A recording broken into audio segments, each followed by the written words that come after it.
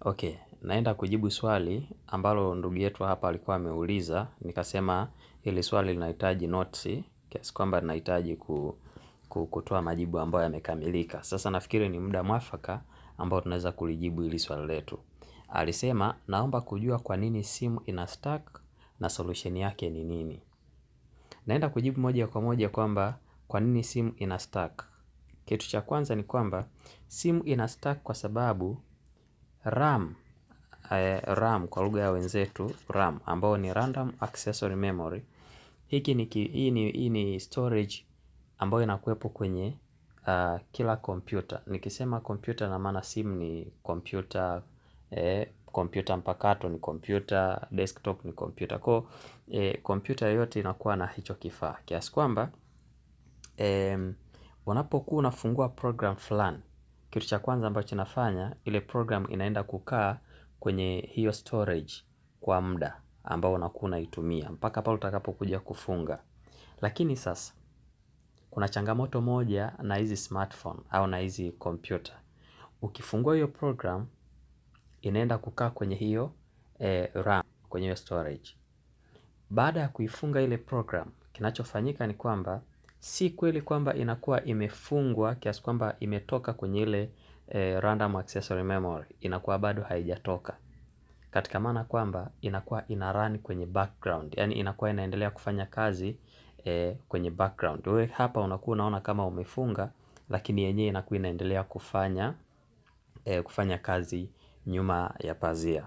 Kwa maana hiyo sasa, ukifungua program ya kwanza, ukafungua program ya pili, ukafungua program ya tatu, zote zikaenda zikakaa kwenye hiyo storage. Kumbuka ile storage inakuwa ni limited.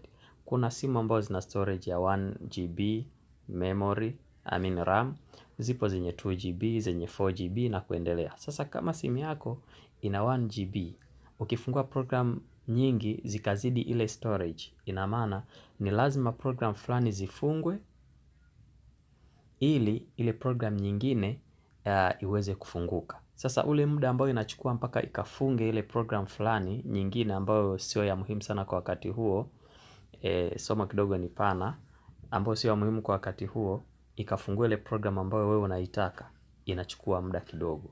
Ndio maana unaikuta simu ina stuck. Ina maana inaenda kutafuta ni program gani ambayo haina umuhimu kwa wakati huo, ifunge, halafu baada ya hapo ndipo uweze kufungua hiyo program yako ambayo unaitaka. Sasa hata baada ya kufunga hiyo program, kama nilivyosema ni kwamba hii program unaweza kuwa umeifunga hapa mbele, kumbe nyuma ya pazia yenyewe inakuwa inaendelea kufanya kazi. Kwa maana hiyo ni sababu moja hapo ambayo inapelekea simu ikawa slow au ikastuck. Sasa kuna solution ambazo unaweza kuzifanya. Kuna mambo ambayo unaweza kufanya ili kuweza kutatua hilo.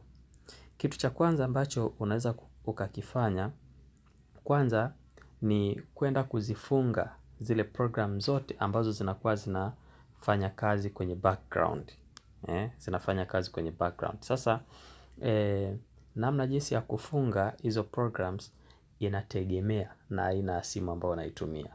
Samsung kuna sehemu ambapo unaweza ukaipata hiyo program ukaifunga.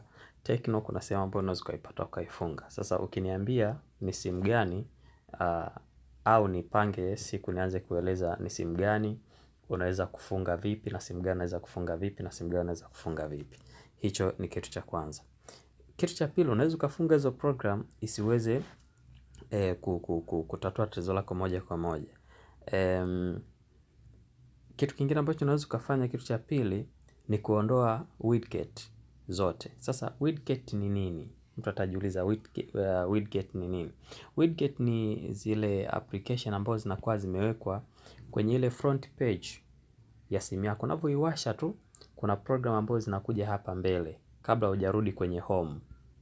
Kabla hujafungua ile home ile, hapa mbele tu hapa. Kuna program ambazo unakuwa unaziona ziko mbele hapa kwenye hii widget. Sasa unazifunga zile ambazo huzitumii. Simu inavyokuja kutoka kiwandani moja kwa moja, wakishaifanya testing, kuna application ambazo unaziweka hapa mbele ambazo wewe ukifika si lazima uzidownload. Sasa zipo ambazo unakuwa hauna kazi nazo, unaweza kuzitoa tu zile. Haya.